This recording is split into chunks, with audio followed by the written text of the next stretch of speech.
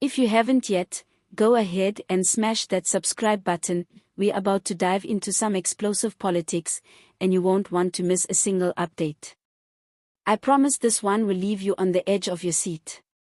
In recent days, South Africa has witnessed a dramatic showdown between two fiery political figures, Minister Gayton McKenzie and Julius Malema, leader of the Economic Freedom Fighters, EFF.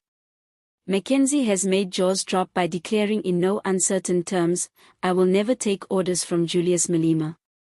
This isn't empty rhetoric, it's a declaration of war in the corridors of power. The controversy ignited when the EFF, during virtual committee proceedings in Parliament, called for McKenzie to testify before an ad hoc committee investigating serious accusations of political interference in the criminal justice system.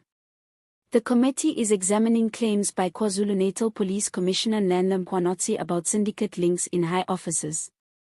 According to EFF arguments, McKenzie has a lot to say and may possess insider knowledge of how these alleged networks operate. But McKenzie responded in kind, forcefully and without compromise. Speaking at a Robben Island event, he rejected the summons as mere political theatre, insisting he would not appear simply because Malema demanded it. "I will not go because he's the one saying I should go. I don't listen to Julius Malema," he declared. He further stated that his party would communicate via its spokesperson, adding, "I don't want Julius to get credit that he brought me there." McKenzie didn't stop at refusal. He unleashed a verbal grenade, saying, "He can go to hell. I don't take instructions from him." That blunt dismissal has stirred both outrage and applause across South Africa's political landscape. Some critics see McKenzie's stance as a bold assertion of ministerial independence. He is signaling that no matter how loud the call from the opposition, he won't be bullied into appearances. Others see it as a risky gamble. Refusing to show up before a parliamentary process may be construed as contempt or obstruction. The optics are tricky. What's especially interesting is that McKenzie's rejection is rooted not just in defiance, but in control. He wants to manage how much of himself is exposed.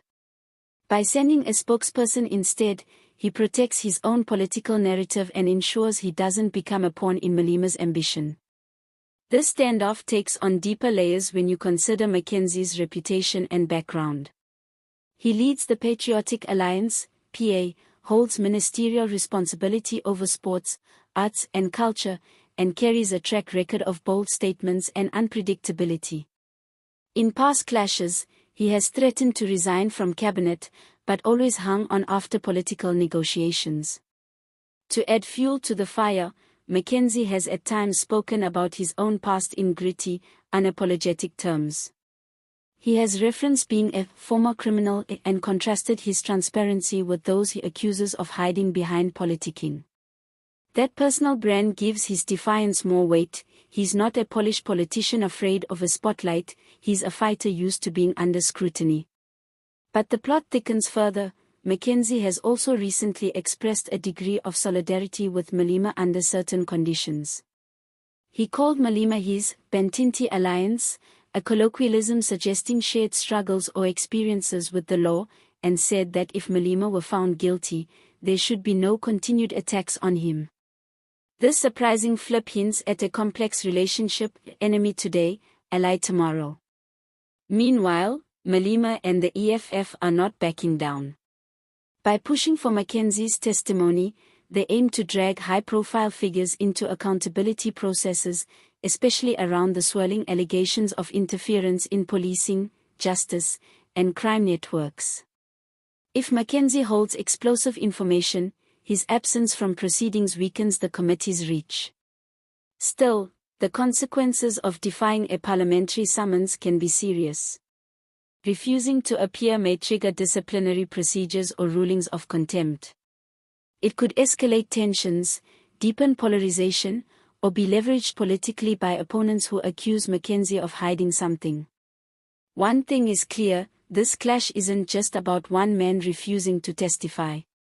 It's about political power, narratives, control, and who holds the moral high ground in South Africa's turbulent moment. McKenzie wants to show strength, resist pressure, and retain authority. Malema wants influence, spotlight, and to frame the narrative of who is accountable. So, what happens next? Will McKenzie dig in and defy court orders or rules of parliament? Will the ad hoc committee find a way to compel his testimony? Or will EFF's push be blunted by his refusal?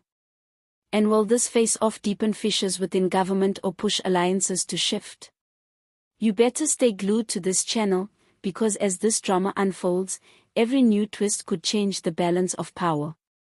Don't forget to subscribe and ring the bell so you catch every moment of the McKenzie vs. Malema showdown.